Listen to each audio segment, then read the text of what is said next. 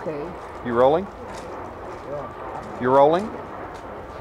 If Gary would have been in the time of Jesus Christ, 2,000 years ago, and he would have been a rabbi talking to the congregation, he would have stood inside there next to the other replica, and we would have seated around like all these benches. Okay? Rabbi Fisher. Fisherman. I kind of like the sound of that. We are in Magdalena. In Magdala. Magdala. And this is where Mary Magdalene was from. And you can go through the New Testament and you can find certain stories of where the disciples would be on the other side of the lake. They'd come over here and they encountered a little lady over here. And her name was Mary Magdalene. And she had 7 demons in her. And she was a very questionable character. And Jesus was one of these prophets who wasn't afraid to get his hands dirty with ministry. And boy, he just met her head on, and she threw herself at his mercy. He delivered her from all of the demons, and she wound up being a worshiper and a disciple of Jesus. And we find her again mentioned in Matthew 16 as one of the Marys that was taking care of the body of Jesus. She fell in love with Jesus. The reason we come here is because it's a really good story, and this is not a tourist recreation. This is the real place.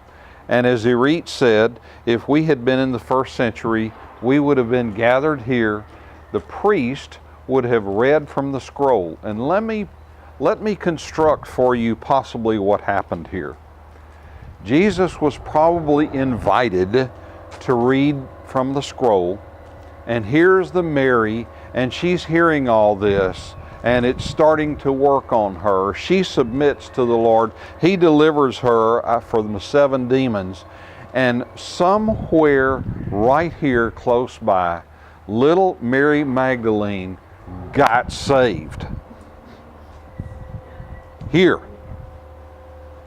And it reminds us to ask ourselves a question.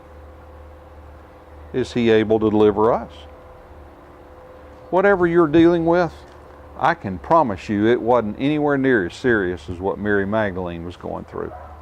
And another thing, Jesus was not afraid to get his hands dirty in ministry, and he was attracted to her. Now the rabbis and the other people in the country of that day, they didn't want to be seen with somebody with questionable reputation, right? It's all about reputation, isn't it? Oh, we got to protect the name of God and all that stuff. Jesus knew this, and I have learned it. At least I'm learning it.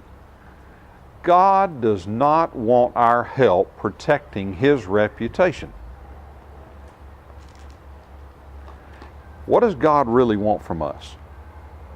He wants our cooperation. He doesn't need our help. He wants our cooperation. Little Mary Magdalene became a servant of Jesus that day. She loved him. She fell in love with him for forgiving her, and she had great sins before the Lord God, and he reminded Mary, as he's reminding us today, it doesn't matter what you have done. It doesn't matter who you are. It doesn't really matter who you were yesterday. The real question is who you're going to be the rest of today, tomorrow, and the time we have left. Mary made the most of the time that she had left. And that's the import of what I want us to get here. Mary got saved and became a disciple somewhere right here.